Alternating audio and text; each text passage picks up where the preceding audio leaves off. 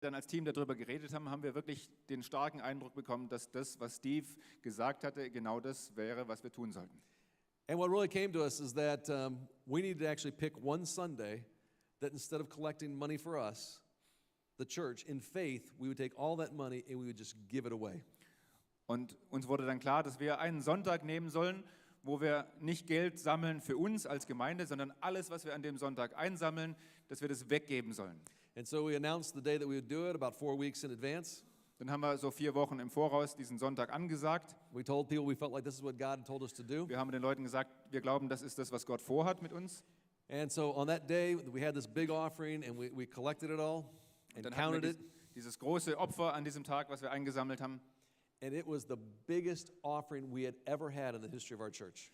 Das war das größte Opfer, was wir jemals in unserer Gemeinde eingesammelt haben. Which was kind of good. Das war ziemlich gut, ja. Because I knew we were going to give it all away. Denn ich wusste ja, wir würden das jetzt alles weggeben. But what happened is that ended up being the financial turnaround for the rest of the history of our church. Aber was der Fall war, das war der Wendepunkt in der finanziellen Geschichte unserer Gemeinde. And so now every year on the very first Sunday of our fiscal year, starting October, we take an offering called Celebration Generosity and we give away all the money to other causes around the world and in our community. Und seitdem tun wir an jedem ersten Sonntag von unserem Finanzjahr, das ist im Oktober, diesen Sonntag nehmen, wo wir Geld einsammeln und es weggeben. And over the last 8 years, we've now given away over $4 million. Und über die letzten Jahre konnten wir auf diese Weise mehr als $4 Millionen weggeben. And I think what God was doing was he was trying to grow us up into being a generous church. Und ich glaube, was Gott dabei vorhatte, er wollte uns dazu erziehen, eine großzügige Gemeinde zu werden. But it started with us, what? Hearing from God. Aber es fing womit an? Damit, dass wir von Gott gehört haben. Let me tell you this too. I think God also speaks to us not just in the exceptional, but also in the everyday. Aber ich glaube, dass Gott nicht nur in so außergewöhnlichen Momenten zu uns spricht, sondern auch jeden Tag.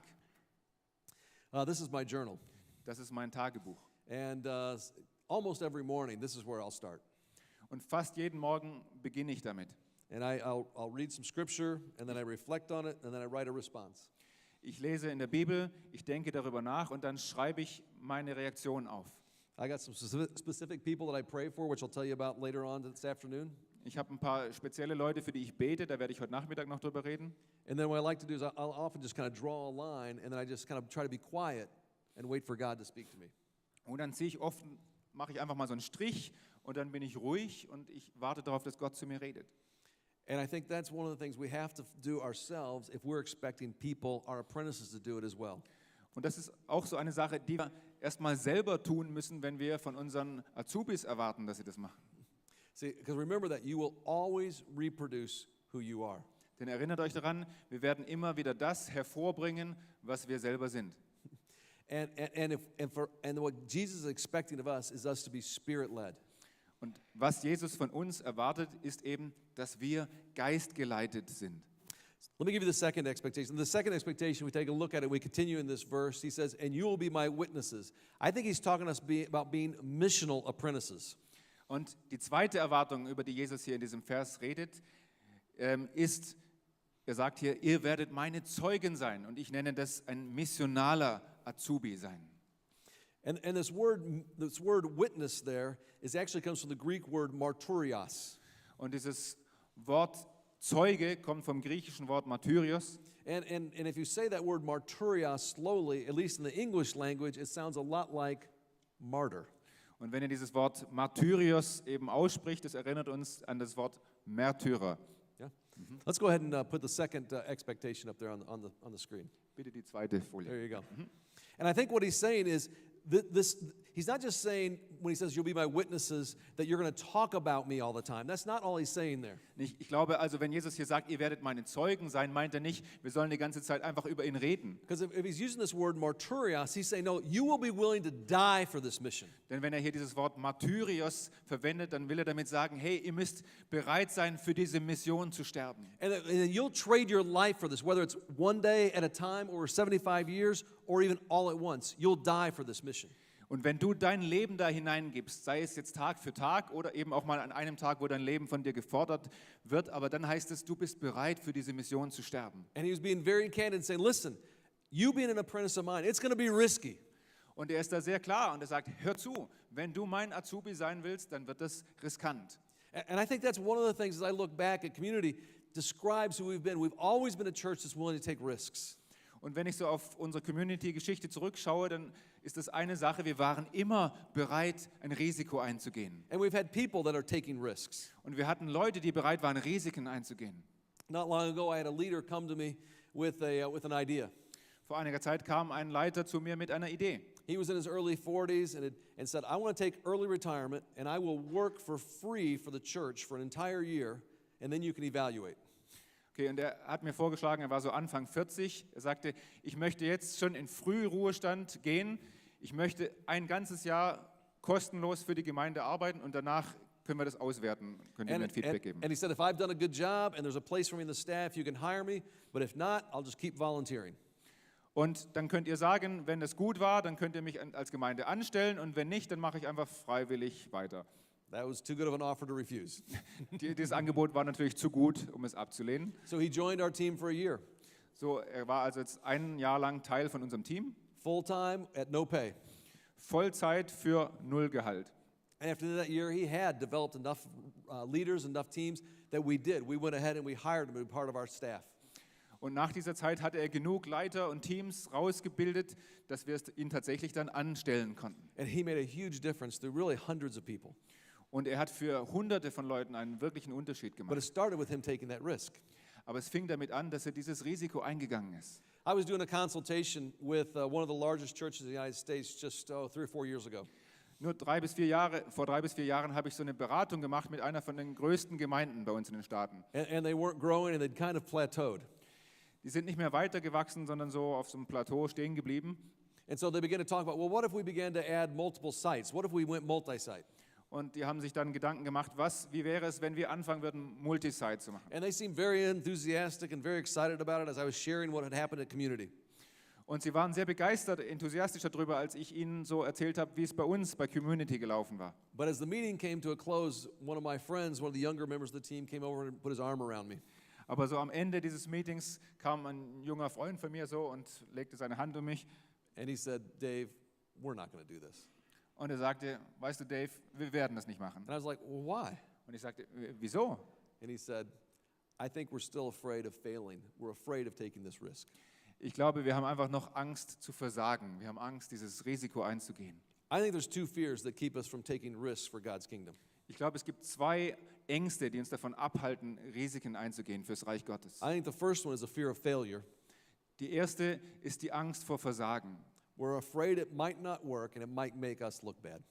Wir haben Angst, dass es nicht funktioniert und dass wir dann schlecht dastehen. And I think the second fear, though, is the fear that comes when we're successful. Und die zweite Furcht ist die Furcht davor, erfolgreich zu sein. And I think we say to ourselves, but I've accomplished so much, I don't want to fail now.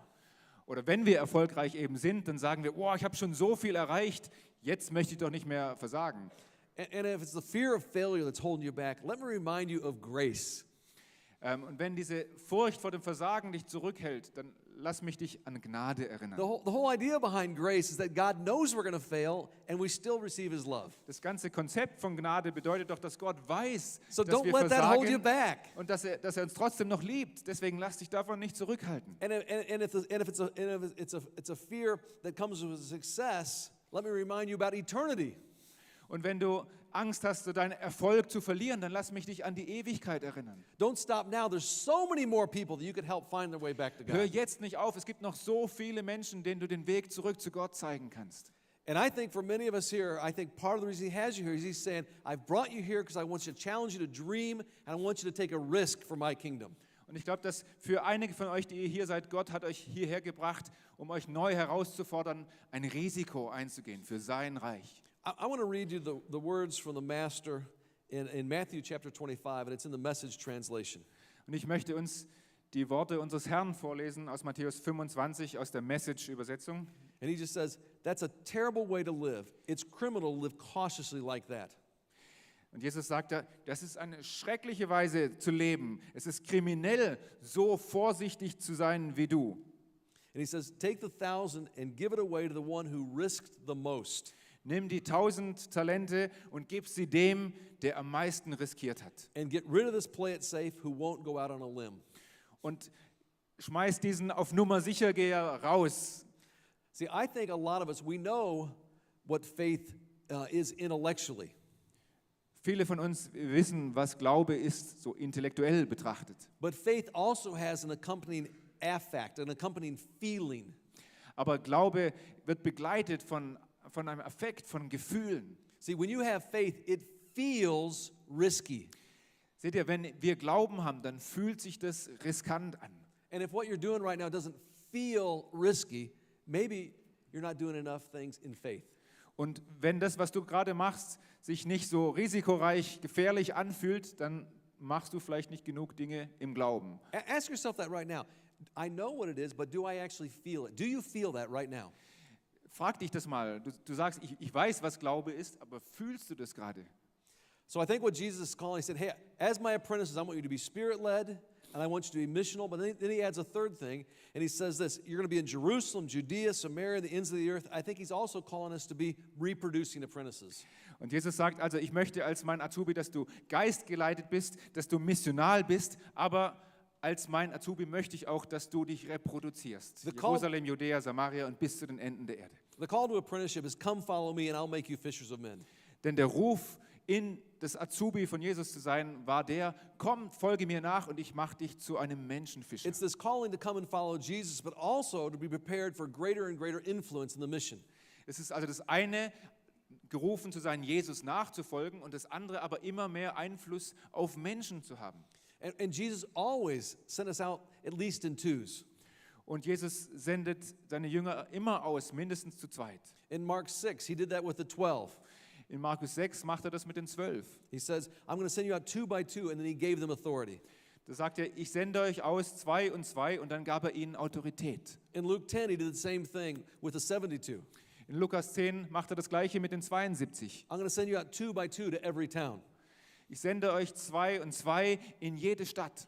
And I think Jesus is sending us out to Jerusalem, Judea, Samaria, the ends of the earth, and he's going to send us out with others that we are also to apprentice.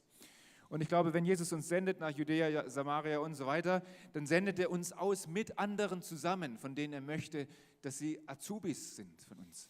Here's what I'd love for you to do. While I'm talking, go ahead and write down 3 names.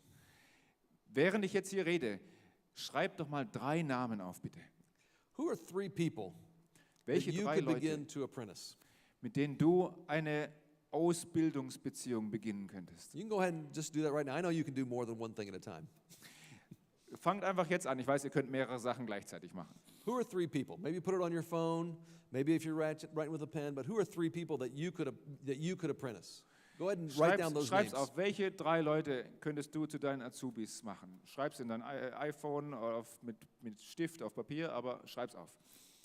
Because what I want to do next is I want to give you one of several tools that I use in helping develop other apprentices. Denn jetzt als nächstes möchte ich dir ein Werkzeug mitgeben, was ich benutze, um Azubis auszubilden. And this tool is what I call the leadership path. Und dieses Werkzeug nenne ich den Leiterpfad. I had a guy named John who was in my small group who was a very accomplished businessman. Ich habe einen, der heißt John, der ist ein sehr erfolgreicher Geschäftsmann gewesen, oder ist es immer noch. And he was very excited about what was happening in the life of our church, and he was brand new. Er war ganz neu bei uns in der Gemeinde und er war sehr begeistert von dem, was da läuft. And he began to ask me, he said, how could I expand my leadership here at your church? Und er fragte mich, wie kann ich meinen Einflussbereich, meine Leitung hier ausweiten bei euch in der Gemeinde? And I said, well, I'll tell you what, why don't we get together for coffee and let's talk about that. Und ich sagte ihm, warum trinken wir nicht mal einen Kaffee zusammen, und ich erkläre dir das. So we met at a Panera restaurant. Wir haben uns also in diesem Panera-Restaurant getroffen. And we ordered, and then where'd my napkin go? And then I pulled out a napkin. Und wir haben bestellt, und dann habe ich eben auch eine Serviette genommen. And I said, let me explain to you how you could expand your leadership. Ich möchte jetzt erklären, wie du deine Leitung erweitern kannst. And then I showed him this path. You can Und dann go habe and ich put ihm the whole thing up there diesen first. Pfad gezeigt. Tut mal das ganze, Let's go back one real quick. There we go. das And ganze so Ding. I began to show him this. Ich habe ihm also dieses hier gezeigt. And what this path was, I said, John, there is a path for you where you can go from being this individual to being an apprentice, to being a leader, to being a coach, to even being on staff if you want to someday. And I actually see in you, I think you could be a campus pastor or a church planter. And I'll explain to you why I saw that in him. And then even beyond that. Und ich habe ihm gesagt, guck, das ist der Weg, so könntest du dich entwickeln in deiner Leitung. Du beginnst als Individuum, machst weiter als Lehrling, Azubi, bist ein Leiter, Coach. Ich könnte dich sogar als ein Bereichsleiter oder auch sogar als einen Campuspastor sehen. Ich erzähle euch später, warum ich das sehen konnte. And you could see his eyes begin to light up like, wow. Und du könntest förmlich sehen, wie seine Augen größer wurden und er sagte, wow. And then I said, well, let me tell you a story of someone who recently did this. Und ich sagte dann zu ihm, ich möchte einfach eine Geschichte erzählen von jemand, der genau das vor kurzem gemacht hat. And so I began to tell him the story about my friend Troy. Und so erzählte ich ihm die Geschichte von meinem Freund Troy. Troy was just a guy in our church who worked at General Mills. Und Troy war einfach jemand bei uns in der Gemeinde und er hatte seinen Job bei General Mills. He was in management and he was making his way up through the different ranks. So, er war da schon im Management, aber war so auf der Karriereleiter richtig auf dem Weg nach oben. And I began to explain to my friend there, I said, now, Troy is a great example how over the course of about 10 years, he went through each of these paths, each of these steps. Und ich sagte also zu diesem Mensch da, hey, Troy ist ein großartiges Beispiel dafür, wie jemand innerhalb von 10 Jahren durch diesen ganzen Pfad durchgegangen ist. I said, it started with him becoming my apprentice leader. Es begann damit, dass er mein Azubi-Leiter wurde. And so Troy and I would meet usually at a little restaurant called Baker Square every Wednesday. Und so Troy und ich haben uns normalerweise so jeden Mittwoch in einem kleinen Restaurant getroffen, das hieß Baker Square. And during those meetings, we would talk about the small group that we were leading together and how he could develop and grow his leadership. Und an diesen Treffen haben wir eben über unsere kleinen Gruppe geredet, wie könnten wir unsere Kleingruppe weiterbringen und wie er als Leiter weiterkommen könnte. And Troy quickly got the whole idea. Und Troy hat wirklich schnell die ganzen Sachen aufgenommen. And so it wasn't long before after he became the leader of that group. Und es hat also nicht lange gedauert, bis er selber der Leiter dieser Kleingruppe wurde. And he led that group and then I went and led a brand new small group. Und er hat dann diese Gruppe weitergeleitet und ich bin rausgegangen und habe eine neue angefangen. And again, because you reproduce who you are, and I had an apprentice, Troy went and got himself another apprentice. Und wieder das Prinzip, du reproduzierst das, was du bist. Und weil ich einen Azubi hatte, hatte dann auch Troy einen Azubi. And he began to invest in them to help them be spirit-led and missional and reproducing. Und er begann in sie zu investieren und er half ihnen dann geistgeleitet zu werden und so weiter. And so then he reproduced other leaders and he went from being this individual to an apprentice leader and then he started coaching all these other leaders. Und so hat er eben andere Leiter ausgebildet und dadurch wurde er vom Individuum zum Azubi. Let's go ahead and put it up there. Und dann fing er sogar an, eben andere Leiter zu coachen. And so go ahead and put leader and then coach. Coach, Leader and then coach. noch eins. Very Ja. good. All right. When we had the opportunity then, and I mentioned this last night, to go to multiple locations, instead of calling one a seminary or something, I began to look at like, wow, look, Troy has been so faithful all along the way. Und als wir dann die Gelegenheit hatten, wo ich gestern Abend drüber gesprochen habe, die Gelegenheit, einen neuen Standort aufzumachen, dann haben wir eben nicht auf dem theologischen Seminar gesucht nach einem möglichen Pastor, sondern wir haben Troy gesehen und haben gesagt, wow, Troy könnte hier weitergehen. I said, Troy, would you be interested in joining our staff team? Und ich habe ihn Troy gefragt, hey, würdest du in unser Vollzeit-Mitarbeiterteam mit einsteigen? And this step from being a coach now to a director, like on our staff, is a big step. Und gerade dieser Schritt vom Coach zum Direktor oder Bereichsleiter, das ist ein großer Schritt. And the reason it's a big step, because for Troy, that would probably mean about a 50% pay cut. Und warum ist es so ein großer Schritt? Wenigstens für Troy, nämlich deshalb, weil er ungefähr 50% seines Gehaltes eingebüßt hat dadurch. But he already knew that part of being an apprentice of Jesus meant taking risks. Aber er wusste bereits, dass ein Teil davon, ein Azubi von Jesus zu sein, eben bedeutet, Risiken einzugehen. What he didn't know was I was going to ask him to raise half of that money. Was er noch nicht wusste, ist, dass ich ihn dann bitten würde, auch von diesem 50% Gehalt die Hälfte irgendwie selber aufzubringen. But he did it. Aber er hat es geschafft. And so he joined our staff team. And then, Und so ist er in unser Team reingekommen. and then when we got ready to go to multi-site, I mean, through his proven faithfulness and being spirit-led and missional and reproducing, I said, Troy, I would love for you to be our very first campus pastor. Und dann, als wir dann bereit waren, den neuen Standort zu eröffnen, Multisite zu gehen, dann war er einfach die richtige Person. Er war treu, er war durch alles dieses durchgegangen und wir haben dann zu ihm gesagt, hey, du bist genau die richtige Person, unser erster Campuspastor zu werden. And so Troy began to put together this small team that would start a brand